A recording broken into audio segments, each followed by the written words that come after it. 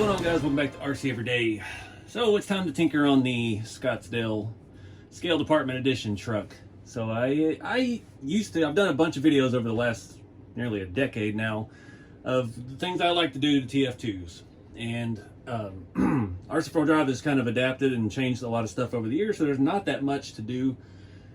I want a little more up travel in the front suspension. Right now we have two limiting factors. We have now the scale engine bays, so we can't just swap on the longer shocks or shock hoops from the Grande 2 chassis. That used to be my easy fix. Longer shock hoops, lift the servo, and slightly longer shocks. On the, what was it, 82 Toyota, the new Yoda body, since it has an engine bay as well, we figured out that we could actually just drill a hole up on the top of the hoop and tap that, and we could still clear our engine bay and put a longer shock in it. I don't have any longer shocks for this. This comes with a 70mm X-ring shock in the front and an 80 in the back. Ideally, I would like to swap the front to 80, but we're gonna try something different. I've got an extra set of these because I've taken them off so many TF2s over the years. Instead of drilling the hole and tapping it up here, we're gonna go ahead and drill it right above the other hole. So we have some options there. We are gonna lift the servo. That's gonna be the main thing. Right now, that's bottoming out on the servo horn. We do have a little bit more drop side to side, and we don't want to get too much into the fenders with the tires. We're not trying to adjust the height of this truck. That's usually what I do in my videos. Try to get it to set down lower, more scale. This truck, I love the way it sits with the tire and wheel. Again, with all the chrome accessories and stuff, it has the right look. It's a different style. I don't have any trucks that look really like that, and it fills a niche in my collection, so I'm not really interested in changing any of the stance, but I do want a little more performance out of it. We're also going to look at electronics in this. All I have is another Fusion Pro, Hobby Wing Fusion Pro. I think it's a 2300 kV, 2-in-1. Those are fantastic. I love doing the 2-in-1s. Probably going to go ahead and swap it over to my FlySky Noble Pro Plus radio. I just like having everything on one radio when I travel. It's got a hard case. I don't have to do anything, carry extra remotes. I don't have to worry about batteries. I can charge the extension battery on that wirelessly in the console of my truck. It's really nice when you forget halfway to an event across the country. And yeah, we're gonna swap in a servo as well. All I have of those, I bought some Reefs Raw 500s, which is completely overkill for a trail truck. I usually run the 422 HDs, and that's all I've got. So that's what we're gonna use. Full electronics update, and get this on the new radio. I did already peel the sticker off. I don't know if I've even mentioned that yet. Did that the other night on a live show. Tank RC out of Canada was doing their show for a little while with them. It is just the sticker. It does come off. A lot of folks were concerned about that. I'm not a huge fan of the show, obviously. I don't know why. I was talking to my buddies about that. Like, how did we never see this? Like, it must have been on the opposite network from Knight Rider and Dukes of Hazzard and all the other stuff. I mean, I remember seeing MASH and Airwolf more than I've ever seen this show. I don't know what network. We didn't have that cable channel or something, but yeah, I understand the gist of it. And thanks to all the comments on social media, I know every intricacy of that stunt truck, all the stuff about the little trap door on the side, the motor being behind it, and that this is not the correct body, and also it's not a long bed. So it's not meant to be a replica of the movie truck. It's just a kind of a, I don't know what you call it, in memory of type deal. So I'm not concerned with the show and any of that. I peeled that sticker off. I'm gonna go ahead and peel the RC4 Drive off the windshield. I just don't like those windshield brow stickers. And yeah, we got some new bumper stickers and stuff to play with too. We might doll it up a little bit, but I love the look of the roll bar, the lights, the brush guard with the lights. I like the new bumpers. Not planning on changing any of that. So this is strictly gonna be a performance-based modification video for now. And we'll just see where this thing takes us. I've already gotten it dirty. I've already scratched it. I like driving it, and it performed pretty dang well out of the box. Like I mentioned, all the upgrades that they've already started including on it, with the 2 leads per corner, no coils in the spring, and no springs in the shock, sorry. I just want to get a little bit more out of that front end, and yeah, put some more power behind this, see if we can do some sweet jumps with it. So first thing, we gotta get this body off. That's another thing we're gonna look at addressing in this video. Replacing these screw-on screws. Usually, a lot of folks use grub screws. That's something I've recommended in a video 7 or so years ago. The problem with that, if you do drive a lot, the grub screws, the threads, can actually saw through the body. It just makes it so much quicker. But we do have an option for that if I can find that screw. Save those screws. Those coarse thread screws are great for doing other stuff with. So we've got these drive shaft screws. So if you can see it in the palm of my hand there. Anyway, one end's smooth and one end's threaded. So threading it in is a pain in the rear end, but we'll thread it into the mount, and that way the smooth part sticks out and we can attach the body to it. We'll just have to use some vice grips or something to hold that in place, but we'll get to that here in a second. All right, you see I got that side in. Super easy to do. I'll show you a real good trick for that. It's gonna save you a lot of time, especially out in the trail doing battery swaps and stuff like that. I just take drill gun Chuck. That's not his name, it's just the chuck of the drill. We'll leave the threaded part sticking out. If I can get it, do it where it's on camera and you can see it. And just kind of space it out where I think it needs to be. I am running them a little far in because the smooth side is a little bit longer. So we want to make sure it gets seated down in there. And then back the gun off. That one probably needs to go in a little further. You don't want to have to stretch the body out super far to get these to go on.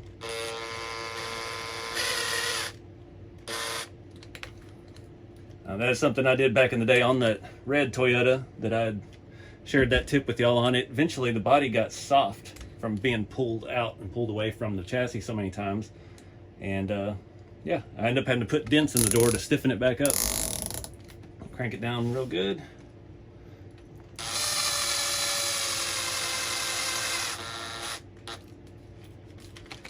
Let it off. Maybe a little further. And we can always come back and adjust these again later if we need to. Come on. Righty-tighty, lefty-loosey when you're upside down. This will keep you from stripping out your plastic body mounts as well, so you don't have to ever take screws on and off again to change your battery. All right, so in essence what we're doing here is we're gonna double the value of the truck. So I've got I only have an 8 channel. I don't have any 4 channels. I got this on my local hobby shop. Actually, that's a really good price for the 8 channel. The cool thing with these Fly Sky radios is you can take an 8 and a 4 and hook them together and have 12 channels if you really need that many. Radio has endless features. But yeah, about 42 bucks for the receiver. Maurice Raw 500, these are what, 139, 129, something like that. Overkill for a leaf spring truck, but that's what we do. And the Hobby Wing Fusion Pro 2300 kV 2-in-1 does away with our ESC back here. We'll get rid of a lot of this wiring. Most likely we'll move the receiver up front because of the length of the wires. I hate having jumper wires because they tend to come loose on me without gluing them or anything. But I just love these systems. I know it's expensive. They've gotten more expensive recently. They do have that new, was it the Fusion Pro Short something? I don't remember what it's called. It's a slightly smaller version of this. This is kind of a 550 sized motor. It'll fit in here just fine because I've got it in all of my other ones. The other one is a 540 size, so it's a little bit shorter. It's going to be basically this profile with the wires coming out of the side. So if you're running a scale engine on something, those would be a really good choice to tuck up in there. But what we're going to do first is I'm going to rip all the electronics out, take the servo out, motor out. It'll be easier to do the shocks with all that stuff out of the way. Get all this wiring off, cut all these zip ties off, and we're basically going to rewire an entire pickup.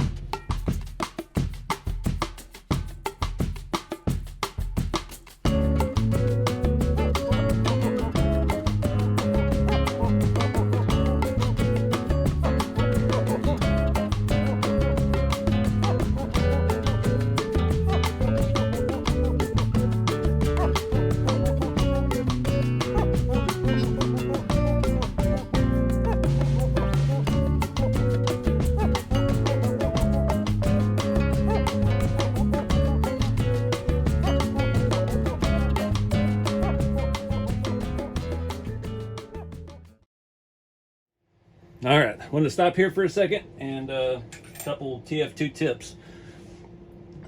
Make sure this is tight. You can always tighten it a little bit more. They put it on a safe setting so you don't strip gears out of the box. I just throw safety out of the wind because we're about to triple this thing's power, if not more. And yeah, another big tip. These 3 screws here on the front of this need Loctite. Got the last one out right now. I am putting this old Tamiya red stuff on there, a lot of it. This is the last thing you want to have come loose on you on the trail, because they are not easy to get to. You have to pull the servo to even be able to get to them. And yeah, that's not a fun job to do on the trail. Again, nothing wrong with these stock electronics. These twister servos are decent. I've used them for actual like hydraulic suspensions before, because I had a few of them laying around. They work great for that. These little 1060 ESCs are waterproof, and they work fantastic for things I don't drive a lot, like all of my rat rods and hot rods and stuff. So I definitely hang on to those. Again, the remote too, not that bad of a deal. It's just kind of an older design. It's not pretty, but that's one less thing I have to take with me to an event. So we're going to swap all that over. Got all these jumper wires. We're just doing away with a lot of wiring. It used to be my least favorite part of RC, was dealing with the wires. And now I've got some like cloth tape, and with these fusions, we really cut down on the wiring, and I've really kind of taken to keeping it all real clean and tidy. Cut about 12 zip ties off of this thing. So, but don't forget that, just crank on that a little bit and Loctite those three. And you know, everything else you're gonna put back in, you might Loctite your servo screws. I don't like to Loctite into the servos, especially my expensive reef stuff. The RC4wd servo horn is now aluminum. They've been that way for over a year now. Not a thing wrong with that. I've been running those with aftermarket servos, no problem. It has the same, I don't know what the pitch to the teeth is that everything has. I'm sure it says on here somewhere, but 25 tooth spline. Yeah, it'll fit right on there, and it'll last us just as well as any other thing. So one less dollar you got to spend. So next up, we're going to do the servo. I'm going to go ahead and get that in, and we're going to add some spacers into that. I'm not sure how much yet, since we're not doing a big drop like on the trucks that are axle over leaf spring. You put the leaf spring under the axle. That makes sense. We have to do a significant drop, and we used a CC hand kit on a lot of those. That I think it has a 6 or 9 millimeter spacer for the servo to really get it up in there, so you can actually still drop the front of your truck. So we're already getting more now with that servo out of there. I'm thinking 3 to 4 millimeter. I'm just going to use M3 stuff. I've got some Team K&K hardware kits. We're just going to throw some. Let's go with 3. I feel 3 safe. We're going to have to get some longer screws, and I do hate that because these have that flared or that flange made into the head, which is great for the servo. The servo is aluminum, so I think Reef offers some servo screws too, but I always space them out like this, so I have to use some regular hardware. You could add washers if you want, but that's the kick I'm going with. All right, I remembered I had some of these. I don't know where they came from, but they are fantastic for servos. They should have plenty of clearance, and it's got a bigger, wider head. It's gonna allow us space. No, it's not poop on my fingers. I was just putting some brown paint on something before the video. Forgot about that. I didn't realize I had as much on me as I did.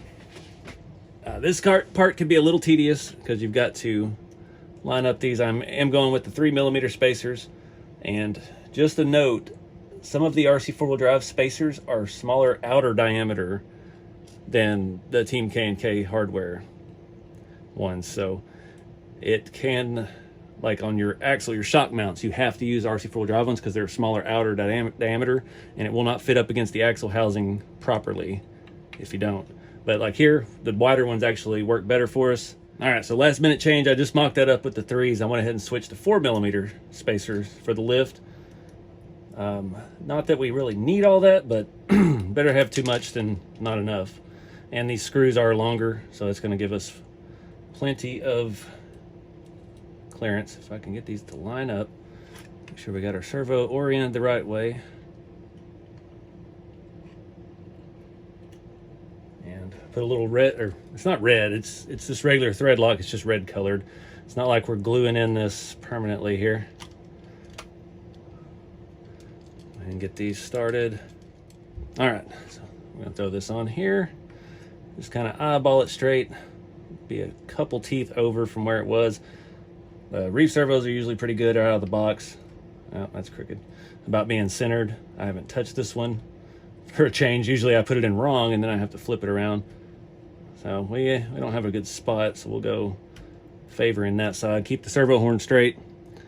I am going to go ahead and put a little Loctite on this. That just a tiny little bit. I don't want to have to bother with this later. All right, so doing this different than I normally do, I would mark a hole centered here and drill it and then tap it with an M3 tap, and we wouldn't have to deal with the nuts on the inside of our inner fenders. But we don't need that much lift because we're not changing the shock size. I just need a little bit more up travel to coincide with what we've done with the servo lift. And like I said, in this truck we still have a pretty good amount of droop. It doesn't have any weight on it now, so it's not doing what it was. But I'm going to put it right above here, and we are going to have to use spacers, so we clear that with the shock head. So now we've got our hole marked. You can see that. We'll take it to the drill press, drill it out. So having those bolted together made it a lot easier to get it identical side to side. That is important with this. Obviously, if you're doing this on yours and you don't have spare parts, you're going to take them off the truck first. Nothing wrong with that. I just have a ton of these, and it's much easier to do it this way. So it is drilled out to a smaller size because I could not get close enough to the head of that screw. So I do have the right size bit since we are going to bolt this on. This is a, what do I use? 1/8 Milwaukee drill bit. Super good bit. And I broke all the other ones I had, so I had to buy a replacement, and those Milwaukees have not disappointed. I think I bought a 3-pack of that one size, and that's still the first one, so they have been fantastic. What am I doing? I've got 4-way right here. So I just, oh, it sounds like wind chimes. Got those bolted together so the hole is identical. I'll swap this guy out to this. I'm gonna go clamp this somewhere and drill out that hole nice and even. All right, had to take the inner fender off just to be able to show you what's going on. I already did the other side. You do have to do a little finagling. There's always something you got to cut.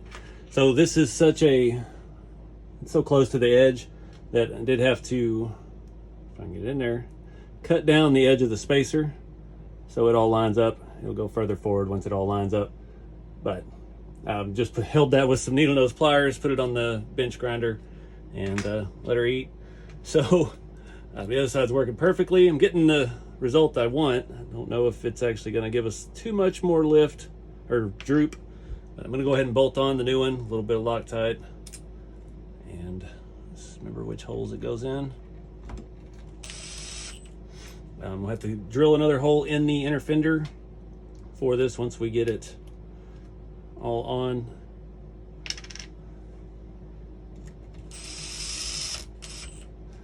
Like that. And we'll throw our spacer in here. Well, we can't really do that. We got to put the inner fender on and drill another hole. So you can see how it's going to work. All right, so now we're back to bottoming out on the servo. Even though we lifted it 4 millimeters, we still have a little bit of side to side, but that 3-4 millimeters is going to translate to how much more droop we can get in the front, and it's going to give us more side to side articulation by at least 3 or 4 millimeters. So we're way up in those fenders a little bit more now.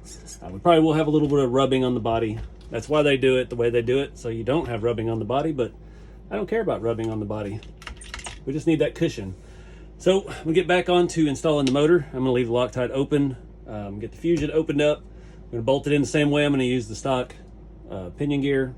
That's a 14 tooth 8M, and it says. So then we'll start looking at wiring. We'll just kind of run through this and get it done.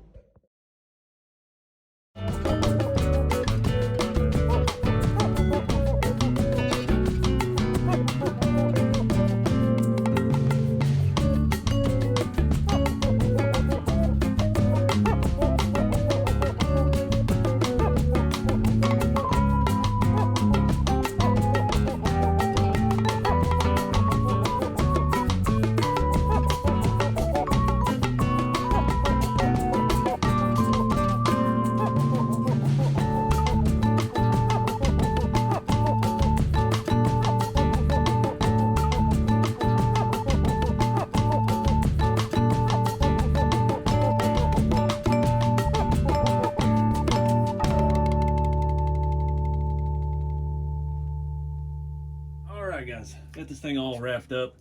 I was going to show you how easy it is to take this body on and off, because I did forget to put the battery or the receiver box cover back on. So we got a little bit more travel in the front, but we definitely have a lot in turning. See how it's getting in the fender a little bit, but these tires are so soft, I don't see that being a problem. I think made a little bit of improvement, not a whole lot. It's up to you if you think that's worth it. I think it is, but that's just me. So I'm just gonna grab the sides. I can get out from in front of the camera. Over here. Grab that, lift around the inner fenders, and boom. So I do need to add a jumper for our light wiring. That's just gonna have to dangle, unfortunately. I don't like that, but it is what it is. Not a huge fan of how I had to mount the receiver. I ended up putting it on its side. These receivers are, I don't know. I always end up in an issue like this where I can't get things where I need it. The button here is also gonna be very hard to get to, but it's not that hard from underneath. You just gotta remember which side it's on. It needs to be the other way, but there's just limited space as far as which way that can face. And yeah, I'm trying to keep this as tidy as possible. Go ahead and throw this thing back on. And yeah, I think we just need to wait till tomorrow and go do a test drive with this now and see how it does on my little driving course. Got to blow out the leaves tomorrow because it is fall, full on real fall now, not false fall here in Texas. So got that. I had it set up in the radio as the scale guy instead of the fall guy because yeah, it's not the fall guy truck, obviously. Many people have pointed out, and it's not an exact replica, but I'm feeling really good about the suspension. I'm happy with how this has come out. Just that little mod in the front got us a little bit more up travel. We already had a ton in the back since they've added these hoops from the Blazers updates. So we got the receiver right where it sticks up behind the floorboard, so it's kind of under the seat, so it's not really an issue. Battery cable and stuff is kind of right where we need it, roundabout. I can loop that, stick that under there, and I hate always having that cable sticking out, but it is what it is. So anyways, let's go see how fast this thing actually is.